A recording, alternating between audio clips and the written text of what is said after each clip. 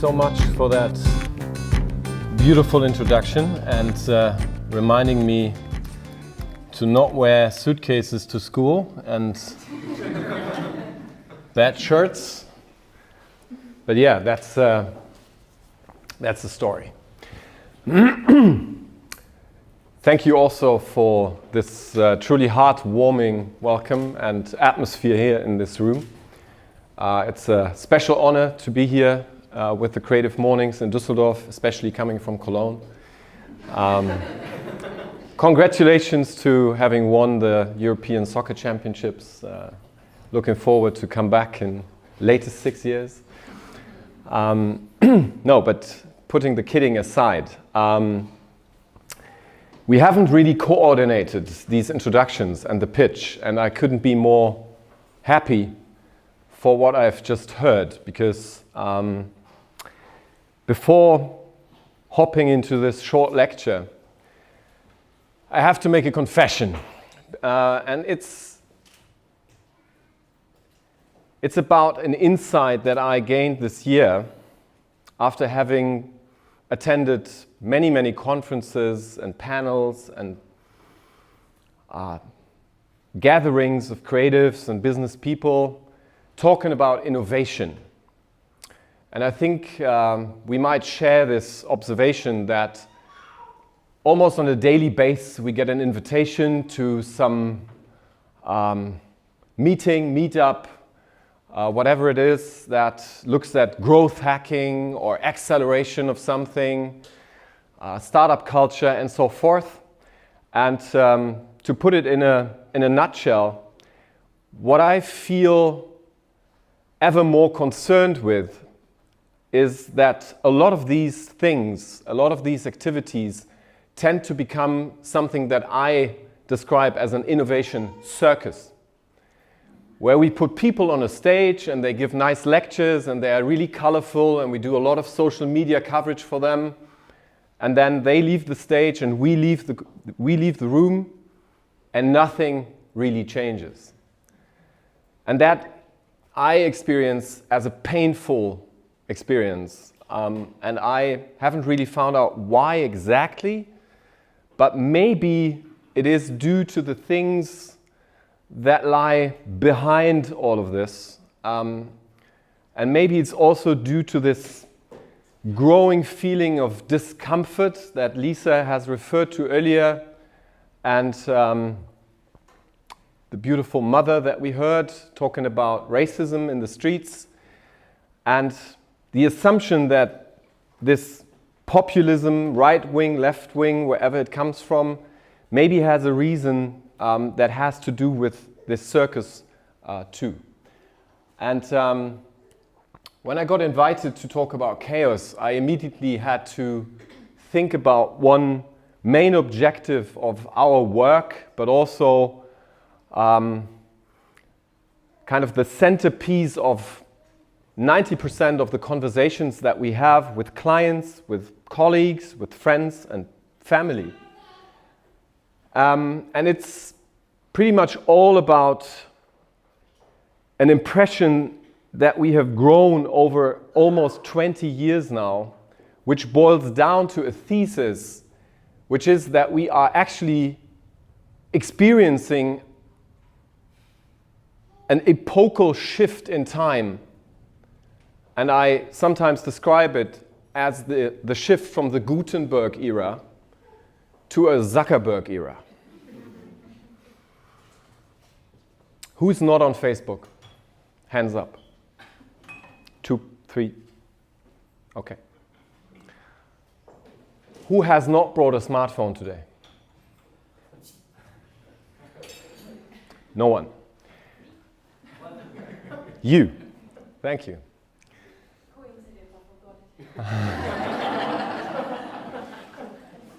Thank you.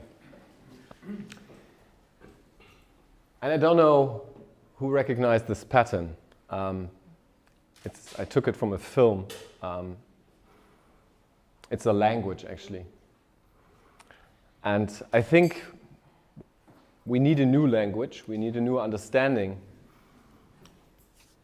of something that I perceive as uncharted territory, a black space that we find in the middle of these two curves that I guess no one of you can read because the screen is still too small, but I'm going to explain.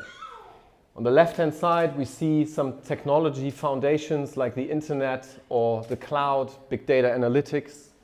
We also see innovation accelerators in purple, stuff like 3D printing, the Internet of Things or robotics, stuff that many of you have heard about or are even experts in. And on the right-hand side, our love child and poster boy of these days, the disruptive scenarios, right? It's written all over the place.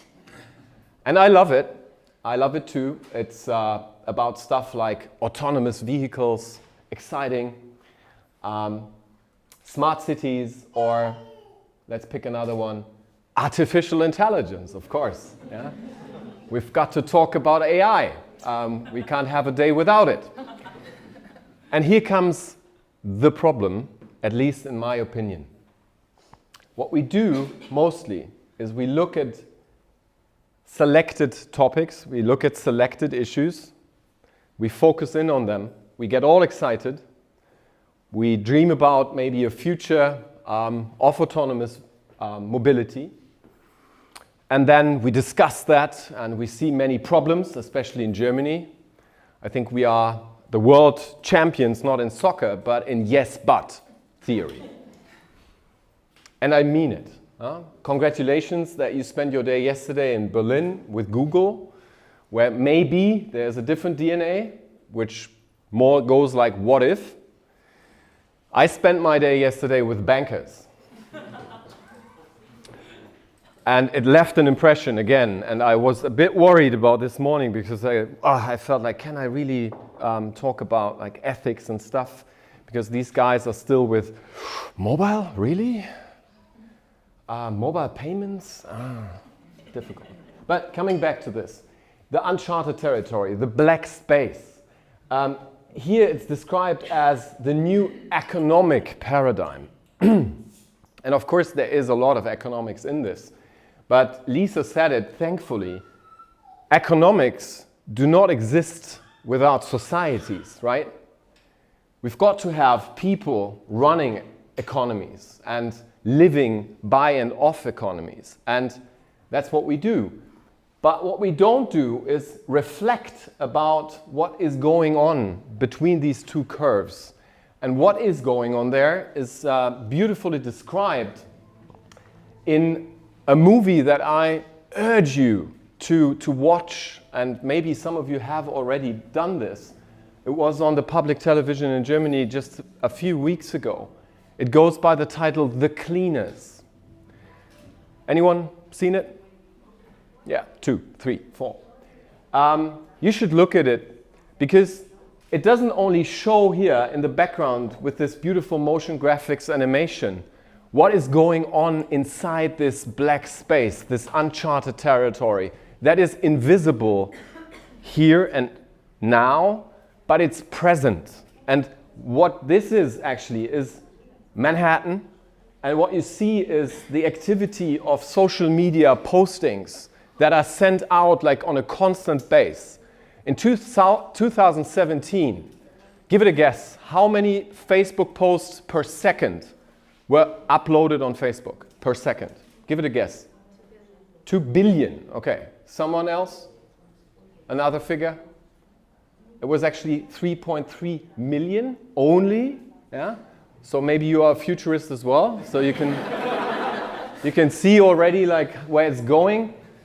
But I think this animation is just so interesting because it gives a visual to this invisible world that we are living by. The data that is created on a permanent base. And just to explain what the film is about, The Cleaners, it is about an institution that is setting up rules that we live by already, that is defining truth that we live by already that we don't know about. It's about a couple of thousand employees that work for companies, mainly in Asia, based in the Philippines, that decide on a daily basis hour by hour what you see on Facebook and what you don't see.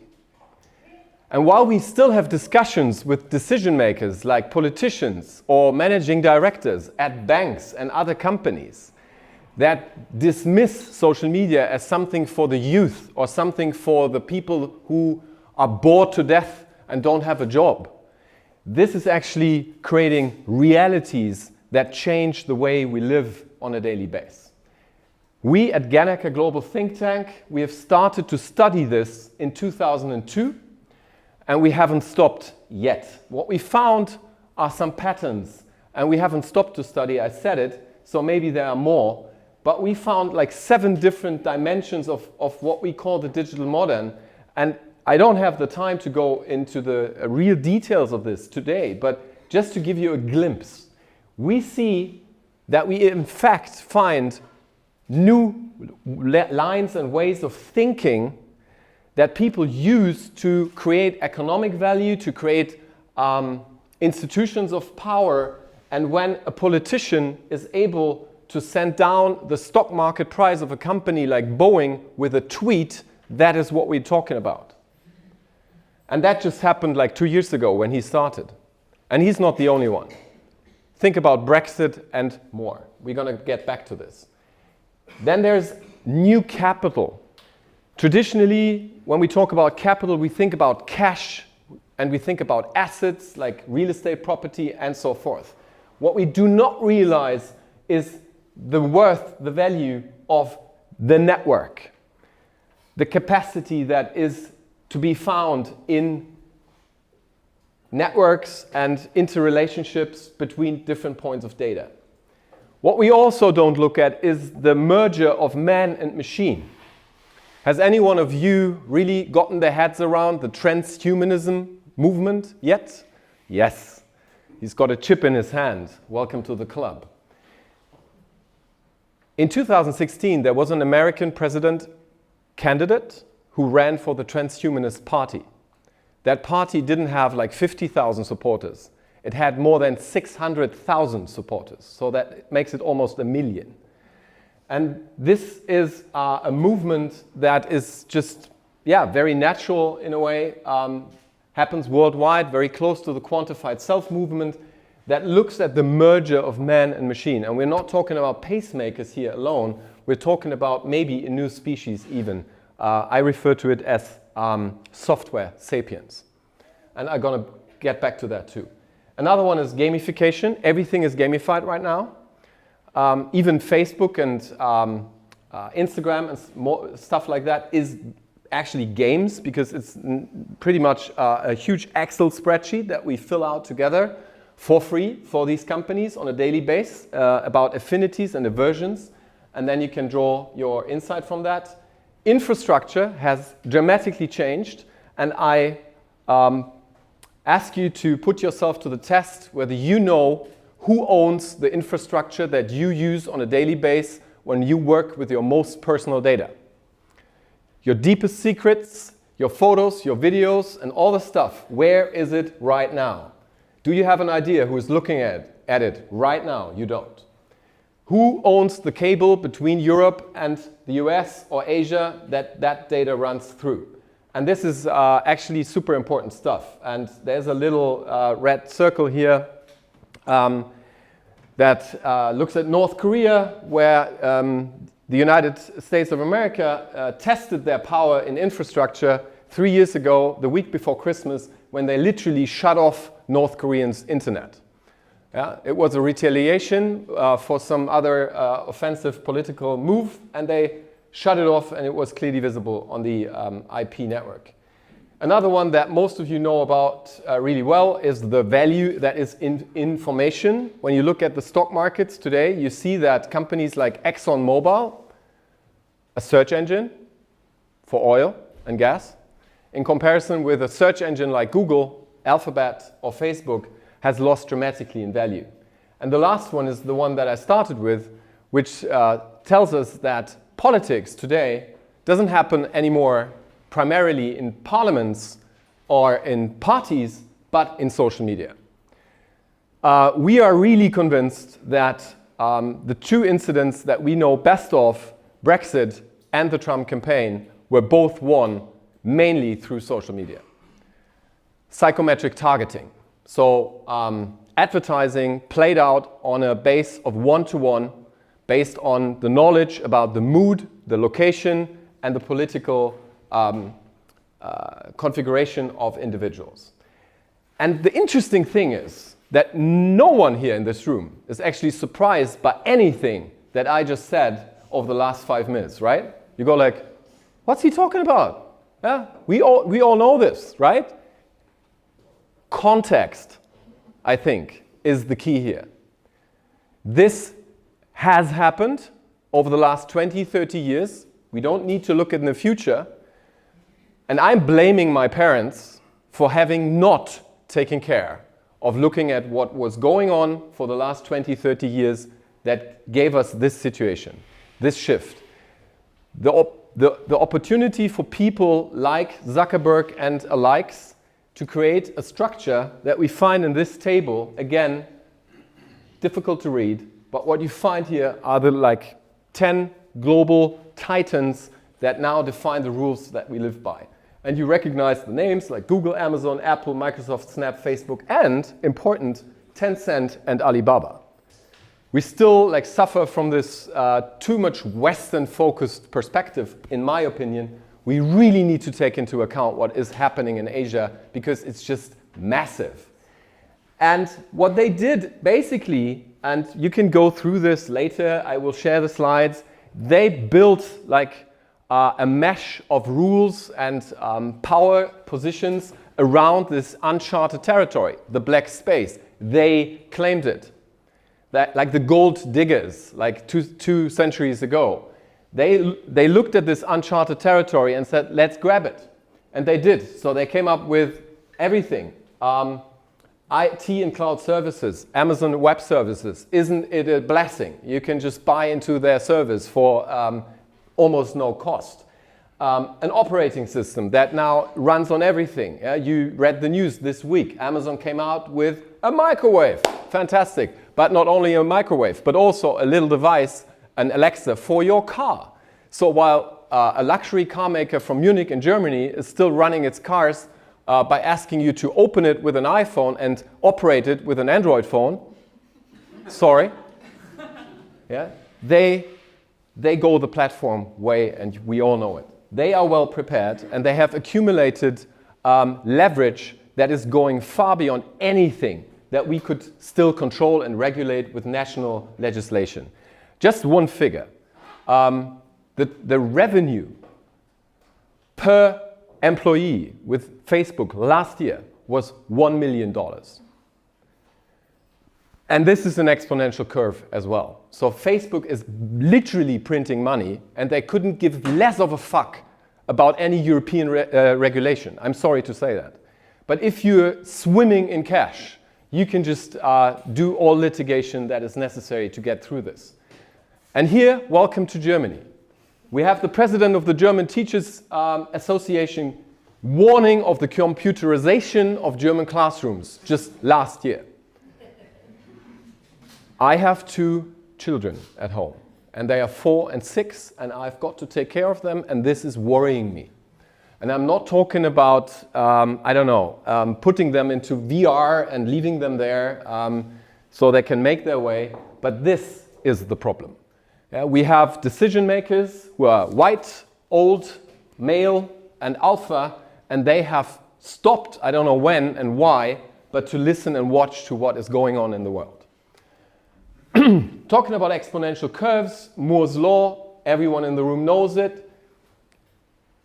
My friends, this is changing everything, and it's going to change everything while we still live on this planet.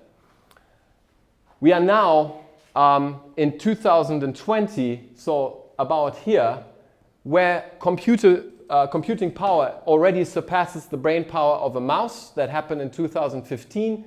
And we're looking at the moment when computing power combined, so all the smartphones in this room and all the tablets and all the IoT devices surpass brain power of a human. And the point of singularity that is predicted, and it's predicted by literally everyone who's knowledgeable, is going to surpass the brain power of all human beings on the planet as soon as 2045. And that's a pretty conservative prediction. And this is the thing. This is going beyond our imagination, right? This is nothing you can deal with. Sorry, this is something that you cannot deal with in a single meeting, right? Where to fit this in? Where do you have a place to talk about this? At church? Difficult. At a city parliament? Difficult. At a business meeting? Difficult. So there's no real space to discuss this but Creative Mornings, which is why I love to be here. I mean it, right? And don't we all love hockey sticks?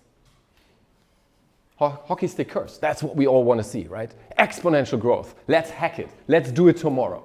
And yes, we do. So, population, total real GDP, but also damming of rivers, paper consumption, fisheries exploitations, water use, motor vehicles, all exponential. So that is our activity up here, collectively as human beings, especially in the advanced societies, advanced economies. And we're now a bit worried because the German economy is only growing by 1.8% this week. Not this week alone. This year, instead of 2.4.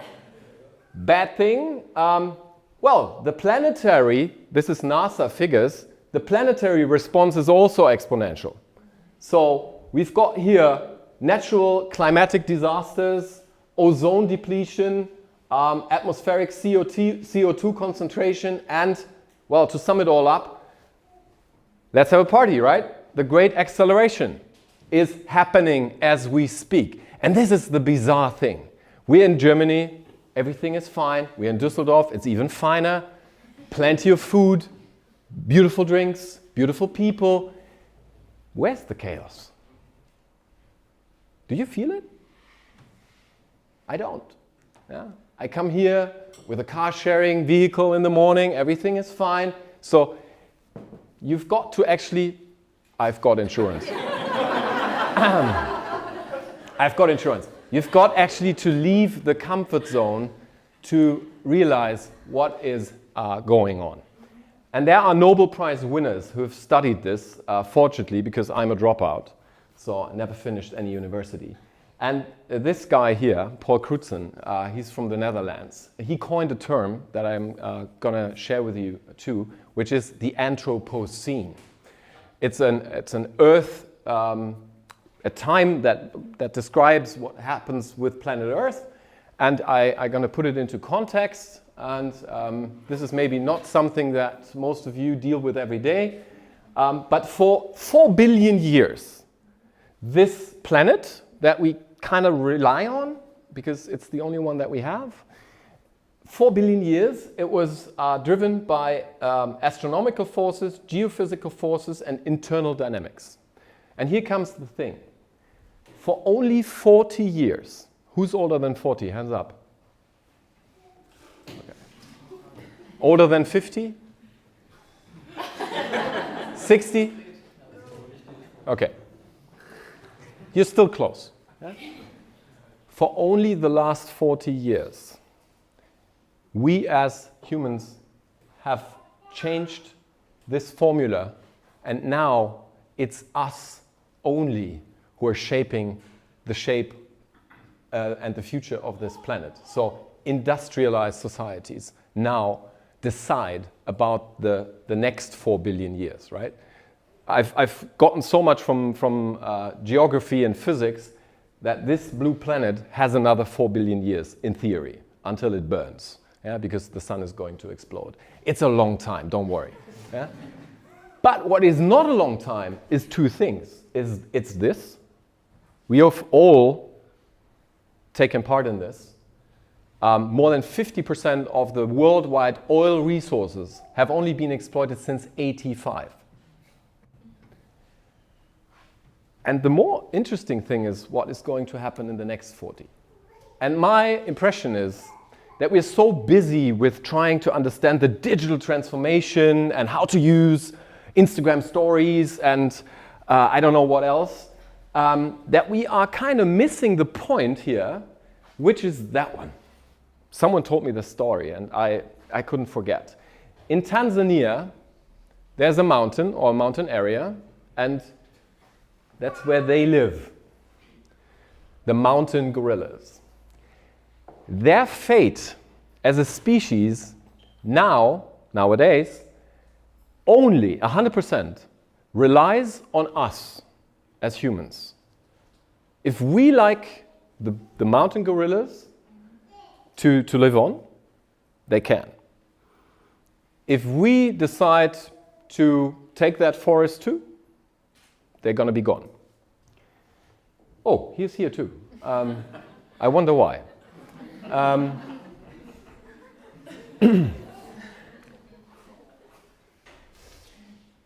That's the big picture, right? We've gone through this Industrial Revolution, learned about that at school, and now we found ourselves here. And this is the step that I referred to earlier.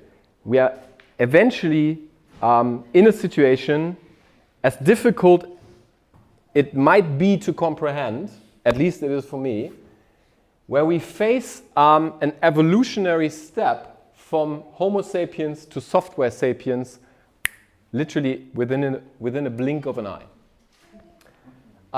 Chief futurist for Alphabet company, which is pretty successful, as Rainer just confirmed by his visit yesterday, says by the time we get to the 2040s, we'll be able to multiply human intelligence 1 billion-fold. So what do we think is going to happen?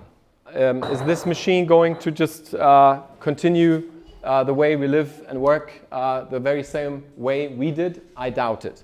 So you've got that picture again.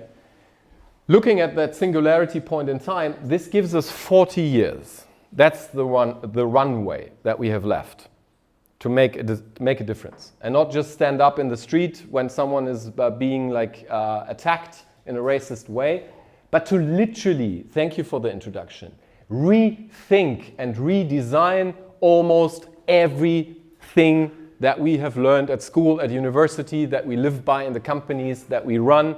And trust me, I work with many companies, and they are now 3rd generation, 4th generation, 5th generation, family-run and owned businesses. And they have difficulties, of course, to think about redesigning everything. But it's only 40 years. And we can decide whether we want to focus exclusively on beautiful topics. I said it earlier, like smart home, smart city, crypto assets, AI, group chats, influencer marketing. Sure, we can do that. We can spend 80 hours a week with that.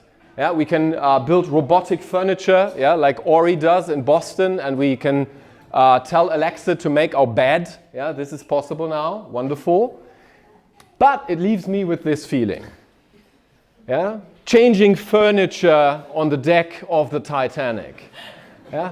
And I'm so glad that you're laughing. And I am, because I don't feel depressed. And you shouldn't too. Because I think this is the very unique quality that the creative community on a global scale has. But there's this calling, I might even say, that I hear, that we have to stand up to this. We have to give an answer now, because all the other guys, the gorillas, you saw him, not talking about a person, they don't do it. They maintain the structures and the power that they so much enjoy, and we are shuffling the chairs on the deck. But what can we do? Well, there's a suggestion. It comes not from anyone, but from the United Nations. And I've got my difficulties with the United Nations too. But there are 17 very specific goals that they came up with, the United Nations Sustainable Development Goals, that we could work on. We could. Or we could focus on disrupting everything. Maybe it even goes together. I guess it does. But ask yourself, when have you last seriously thought about one of these goals and actually tried to make a difference? When have you invested an hour into this? Or instead thought about your next car lease, or your bigger flat, or your next vacation. Ooh, now this gets depressive, so let's go on. This is chaos, right? I guess that's a problem, yeah? But this is where we're headed. But you could pick one today. And chaos, Lisa said it, it sometimes stimulates a feeling of panic, maybe even, because we don't know how to orient and how to find a way into this. But actually, I find this idea pretty sexy, which is to use our creative forces, use our experience, and especially use our community to claim a perspective of radical openness, which is one we need, in my opinion. And just to give you an idea, with 5 theses here, we could have, like today, an open conversation about the real challenges that we face as a society. So for instance, talk about no cars instead of no diesel cars. Think about it. Yeah? We've got the diesel summit, and now there's a solution. We just heard it on the news this morning. But just swapping a fuel-driven car to an electric vehicle and so forth, maybe that is not enough. We could also come up as a community, maybe the CreativeMornings community even could do this, with a blue list instead of a red list for new jobs in an AI age and an age where we see ever more robots. And we could come up with training manuals for that. So we could think about new jobs like a love letter editor instead of a CDO. Right? Is the CDO, the Chief Digital Officer, is that really the solution? I doubt it. We could find a collective positioning on AI and algorithmic strategies and talk about ethics instead of disruption only. And just to mention it, we've got a neighbor in Europe, the nation of France. They just did that. They have a national strategy on how to cope with AI. And they have embedded European ideas and values of liberalism and diversity in this. And when I look at the German government, for instance, I can't find anything but the idea to have an AI special council who sits next to the council for the rights for women and the rights for the disabled, and you can see where this goes. It's a defensive, it's a protective approach, and this is not enough. We could consider new value systems such as mindset citizenship. Whew, what is that? Have you heard of the E-Residency in Estonia, for instance? Yeah? You can log on to the internet right now after this, and you can become a resident of Estonia on the internet. And you can register a company there, even from Bangladesh or from Brazil or Bhutan. And you can comply with their rules. And they have now already almost as many companies from e-residents as companies that were created from Estonians inside the country. They're really leading the way.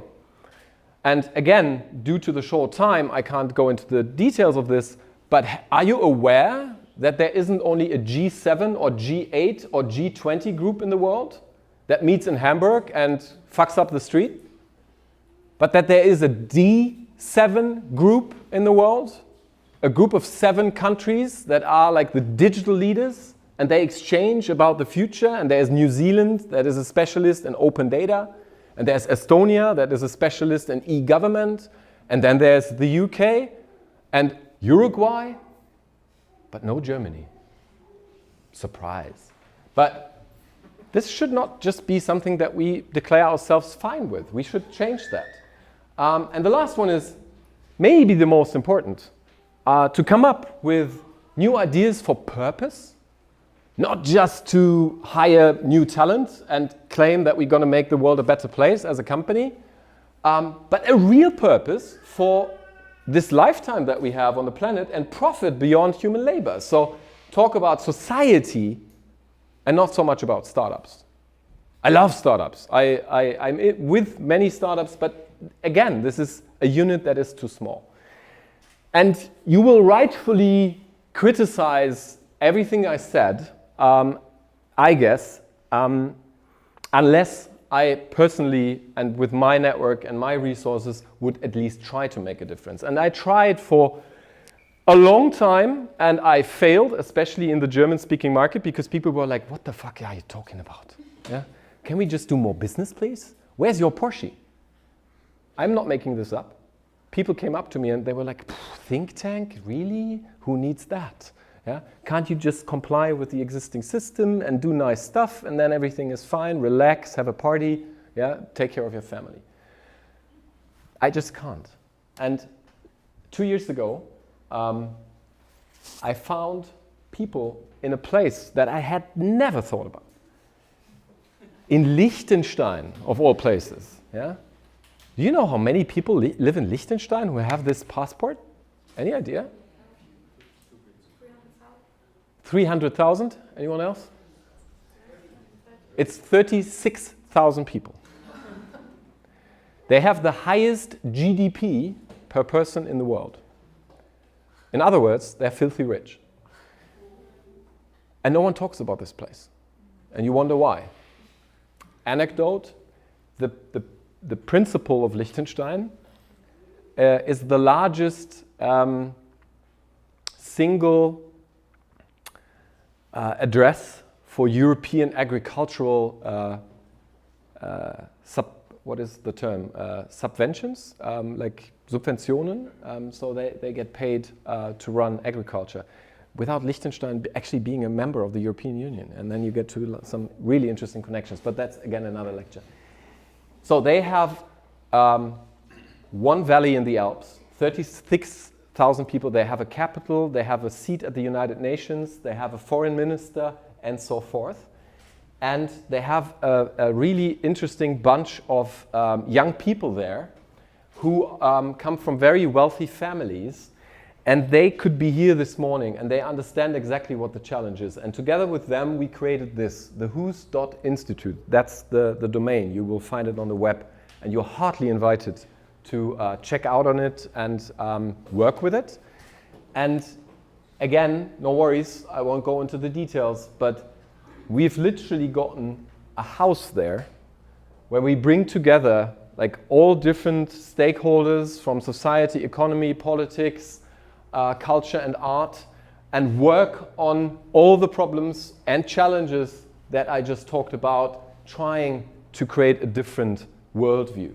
Because I think it's super important to not just look at things and be fascinated or turned off like chaos and the digital modern era and all its new rules, but to take action, to do something. And you could do that, we saw it this morning with the 30 seconds pitch. You could do this like on Monday or tomorrow when you find yourself, I don't know, at a party or at the soccer field with your kids. But you could also do it next Monday in a business meeting. You could. You could talk about the ethics of the business model that you're working on. You could talk about the ethics of the campaign that you're working on, and so forth. Think big, no limitations. Reflections about humanity and who we are, so we won't become the next mountain gorillas. That's kind of the idea, right? Because otherwise, that is very likely. And guys like Elon Musk and Bill Gates, they have already invested hundreds of millions of dollars and euros into foundations that take care of exactly that problem, that we are creating computational systems that just outgrow our own imagination while we are still like looking at the past 20, 30 years and wonder whether storing something in the cloud is really secure. Yeah? That's the problem here, especially in Germany. Like, let's do it on paper. That is safe. That is to be trusted. People in Estonia go like, are you fucking nuts? Yeah? Paper? And I'm not kidding here.